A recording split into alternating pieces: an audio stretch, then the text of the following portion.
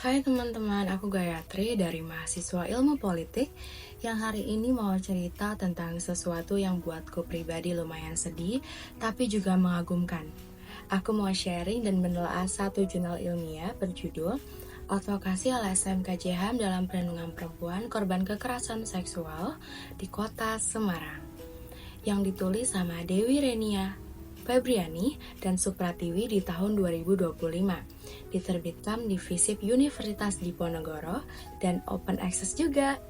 Kita bakal bahas siapa sih aktor politiknya, gimana cara mereka berjuang, tantangan apa yang mereka hadapi, dan yang terakhir, kenapa ini penting banget untuk kita semua. Jadi, aktor politik yang dibahas di jurnal ini adalah RCKJHAM. Nama panjangnya Legal Resource Center untuk Keadilan Gender dan HAM. Mereka itu sebuah NGO di Semarang yang fokus membantu perempuan korban kekerasan seksual.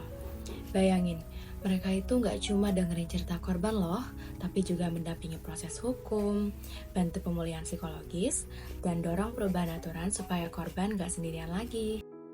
Apa ini penting? Karena data Komnas Perempuan di tahun 2021 bilang, setiap hari ada 20 perempuan Indonesia jadi korban kekerasan seksual, dan di Semarang, jumlah kasus naik dari 38 di 2020 jadi 216 kasus di tahun 2023. Coba kita renungin, di balik tiap angka itu pasti ada rasa takut, trauma, bahkan hidup yang nggak lagi sama.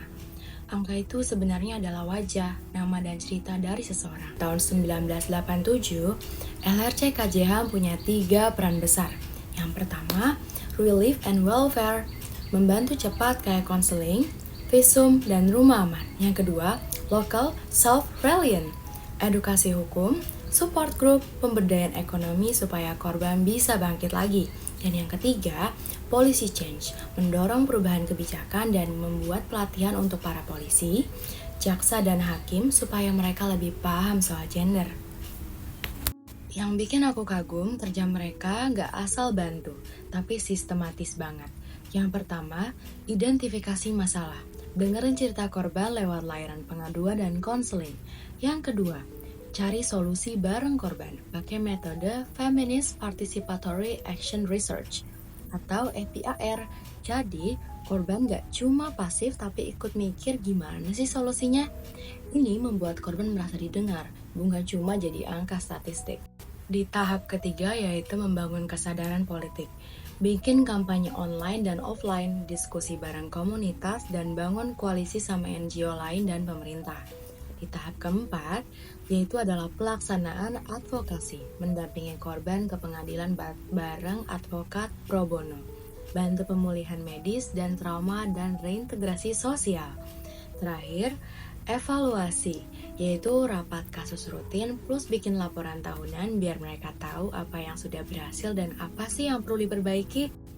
Tapi jalan mereka nggak selalu mudah. Dari dalam, tim mereka cuma 8 orang, dan dana untuk perlindungan perempuan di APBD Semarang cuma 0,07%, sangat-sangat kecil. Dari luar sering juga kekurangan bukti, korban masih takut berbicara, hakim kadang belum paham undang-undang TPKS. Bahkan ada satu korban remaja yang ngalamin hyperseksualitas. Dan shelter cuma boleh tempati 2 bulan, padahal bagi korban, rasa aman itu mahal banget.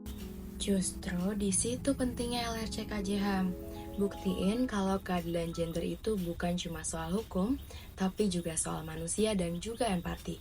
Mereka membantu korban gak cuma selamat, tapi juga kembali percaya sama dirinya, sama hidupnya.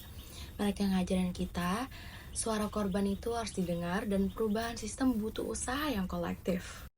Buatku pribadi, jurnal ini bikin sadar perubahan sosial itu butuh ilmu, data, dan juga hati. Legal Resource Center ini mungkin kecil, tapi mereka nyelamatin nyawa dan menyalakan harapan lagi untuk para korban. Sebagai mahasiswa, kita juga punya peran, belajar untuk peka, nggak diem aja dan peduli sama sekitar karena silence protect the wrong side, but voice can save lives.